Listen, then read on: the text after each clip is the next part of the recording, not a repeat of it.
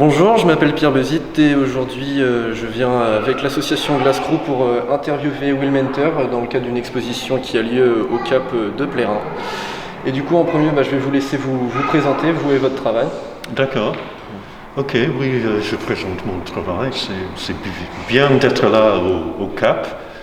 Et puis mon travail que je présente ici, c'est les sculptures sonores, globalement.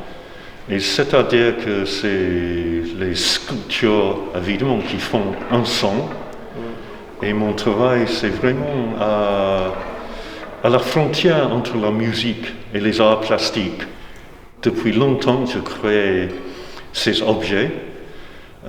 Et j'ai commencé mon travail comme musicien. J'étais saxophoniste de jazz. Et j'ai cherché autre son pour ma musique. Donc j'ai commencé avec l'idée d'instruments de musique un peu alternatifs qui font les sons insolites.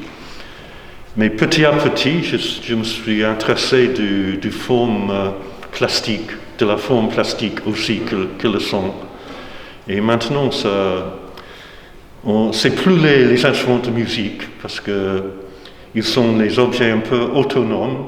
Soit ils sont actionnés par les moteurs, soit par le vent, si c'est à l'extérieur, soit par le public. Donc, il crée un autre... Il crée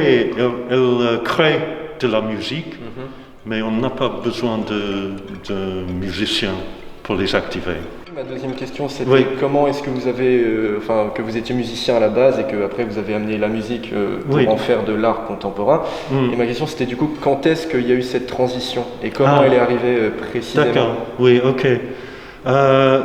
On pourrait dire que la clé de la transition, c'était aussi la nature. Parce que depuis longtemps, j'habite à la campagne et j'ai apprécié les sons de la nature aussi. Et j'ai voulu faire des objets plus gros, mais ça prend du temps pour installer. Et puis, après un certain moment, c'était plus logique de les exposer dans les salles d'exposition plutôt que pour les concerts. Mais quand même, je fais toujours les deux. Je fais des concerts avec. Donc du coup, là, vous avez déjà parlé de votre relation à la nature et c'est vrai que c'est ce qu'on ressent. Il y a une énorme influence de la nature et l'utilisation d'un maximum d'éléments naturels dans vos œuvres. Oui, absolument. Donc je pense pas me tromper quand je dis que c'est une composante majeure de votre art. Donc du coup, c'est un peu votre source d'inspiration, la nature, c'est ça? Oui, je peux dire que c'est ma source d'inspiration. D'accord. Je pense qu'il y a toujours des plaisirs à trouver dans les sons de la nature. On apprécie la beauté de la nature, mais quand même, et on apprécie la beauté de l'art, mais souvent c'est avec un différent regard. L'appréciation, c'est pas exactement la même chose. Une appréciation un peu plus pure finalement. Oui. Moins sans l'intervention de l'homme.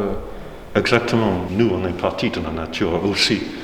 Mais de plus en plus, il y a tous les objets que les êtres humains ont créés qui sont de plus en plus présents, plus que la nature finalement. Et moi, oui, j'ai envie de... rétablir un certain équilibre. Oui, voilà, exactement. Oui. Du coup, la plupart de vos œuvres d'art ont une apparence plutôt immobile et on sent que par exemple l'art se dégagerait du mouvement. Est-ce que c'est... Oui. Je me trompe? Non, c'est bon, c'est ça? Oui, absolument, oui.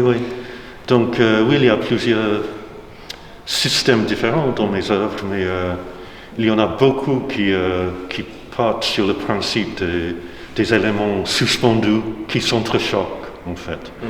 Donc c'est pas tout qui est comme ça, mais il y a trois autour de nous ici qui fonctionnent comme ça. Il y a des barres de céramique, des barres d'acier. L'acier par exemple, c'est pas la nature évidemment, c'est transformé. Et puis à côté il y a des pierres qui sont plus naturelles. Mais souvent c'est vraiment la matière brute. Et je cherche les sons sans beaucoup de transformation de la matière. Toujours dans l'idée de pureté, de garder ce que nous offre la nature tel qu'elle est sans le transformer après. Oui, c'est ça. Comment vous vous sentez quand vous créez une œuvre?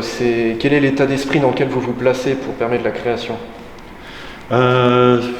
Oui, ça c'est une bonne question, je ne sais pas. Oui, je sais. Après, peut-être que la bonne réponse est je ne sais pas, hein. C'est Oui. tout à fait possible aussi. Oui, c'est différent chaque fois. C'est un parcours entre quelque chose que j'ai déjà fait et quand je suis en train de créer quelque chose, parfois ça me donne l'idée pour le prochain objet. Mais quand même, après j'ai créé un objet, je passe beaucoup de temps avec l'objet lui-même, juste pour apercevoir si c'est comme j'ai imaginé ou non. Et souvent, c'est pas exactement comme j'ai imaginé. Souvent, il y a des surprises après. Agréable, surprise? Oui, normalement, j'accepte les surprises. Et puis, la sculpture derrière moi, là, qui fonctionne avec les gouttes d'eau qui tombent sur les ardoises. J'avais bien prévu le son de l'ardoise. Et chaque ardoise est accordée précisément. D'accord. Mais quand même, je n'avais pas prévu le son après quand les gouttes d'eau descendent dans le bassin. Et ça, c'était une belle surprise pour moi. Merci beaucoup. Merci à vous. Will, de nous avoir laissé vous poser toutes ces questions. Et puis, merci au CAP pour l'exposition.